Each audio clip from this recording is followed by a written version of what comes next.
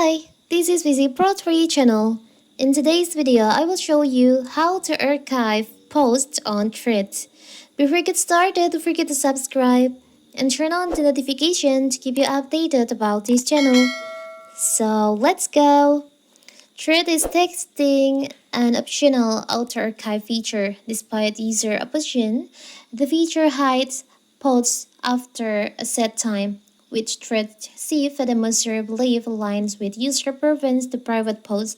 So how to do it if you want to archive your posts on Threads? It's so simple. So first of all, of course, we have to open our Threads. You can open your Threads. Now, you can just open your profile by tap on the bottom right here, and in here you can just choose on the post that you want to archive.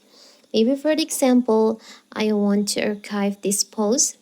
You can just tap on the three dots on the post in here, and you'll find there is an option archive. You can just tap on that, so the post will be removed from your profile and moved to archive list.